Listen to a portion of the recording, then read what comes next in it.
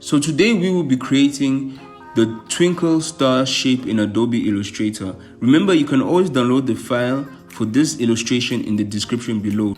So the first thing we're going to do is select our ellipse tool, hold on shift and drag to get that perfect circle. And once we have our circle, we're going to put in a color. But for now, we're just going to use black.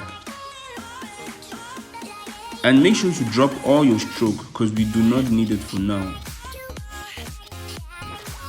So now for the magic trick, we're going to select our circle,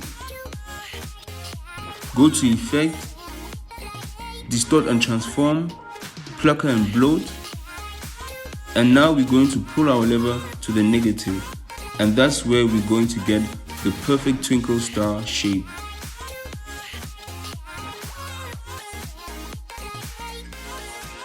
You can always adjust it to how you like. You can hit OK now. But now there's a problem. The problem is the twinkle star is still recognized as a circle from the ellipse tool. So what we're going to do to get the path the same shape as the twinkle star, we're going to go to expand experience, and there we have it, guys. Our shape now is a full twinkle star.